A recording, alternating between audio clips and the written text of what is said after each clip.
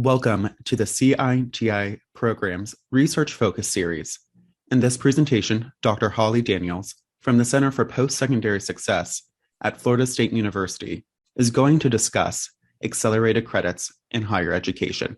Hollie earned her PhD in Education Policy and Evaluation from Florida State University, where she served as a graduate research assistant in the Center for Post-Secondary Success for 4 years.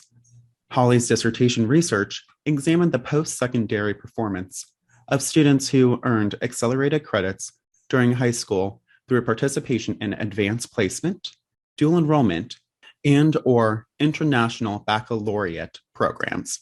As a postdoctoral scholar with the Center for Post-Secondary Success at Florida State University, Hollie studies the relationship between the implementation of co-requisite developmental education in Texas and student success. There are a few learning objectives for this webinar. By the end, I hope that you'll be able to identify acceleration options, including advanced placement, dual enrollment, and International Baccalaureate, recognize and indicate ethical considerations and challenges related to researching this population of students, and demonstrate an understanding of the outcomes of students who complete accelerated coursework or earn accelerated credit. I wanted to provide you all with a brief historical overview of some of the most common federal policies, efforts, and reports that have somehow been related to accelerated credit. So we're not going to go into detail on all of these, but as you can see, these policies and reports date back to the 1950s and demonstrate how we as a country have supported or mentioned acceleration options over time.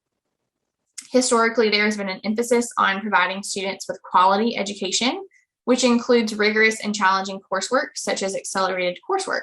In more recent years, we've seen accelerated coursework being used as a measure of accountability and a school quality indicator, particularly during President Obama's tenure through the Make College a Reality initiative and the Every Student Succeeds Act. The repository of research on accelerated credit is vast. There has been a lot of research conducted at both the secondary and post-secondary levels, and it would be impossible to review it all in this webinar.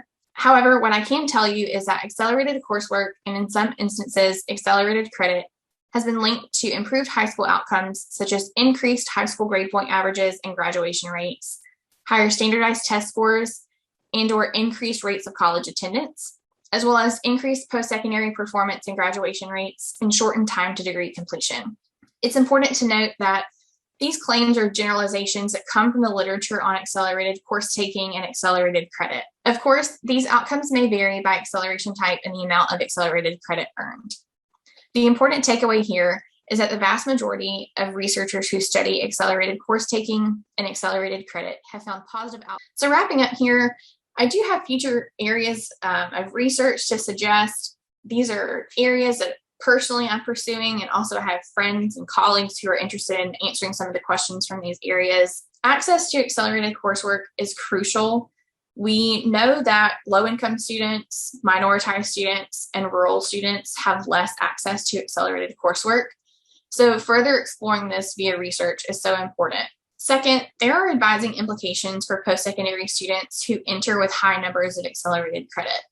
This often occurs for students who are entering with 1 or 2 years of accelerated credit, and students may run into issues when it comes to course sequencing. A good example of this is if a student completes all of their math courses through accelerated credit before they enter a college or university. Once they get to the college or university, they may struggle to find enough credits to be full-time students because they've already completed such a large number of required courses.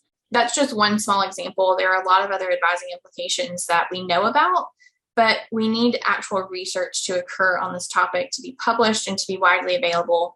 I know of this from my time as an advisor before I came back to school and from colleagues who I've worked with, but there's a really ripe area of research for this topic. Next, we do need more state level analysis. So in summary, accelerated coursework continues to be popular among high school students, whether that's AP, dual enrollment, or IB coursework. Researchers have linked accelerated credit attainment to many positive secondary and post-secondary outcomes. However, we do need further research on this topic. As you're thinking about doing further research, consider those ethical challenges when you're designing studies, and make sure that your outcomes are not only ethical, but also rigorous to answer the questions that are still outstanding on this topic. And that concludes our presentation. So thank you again, Holly, and have a great day.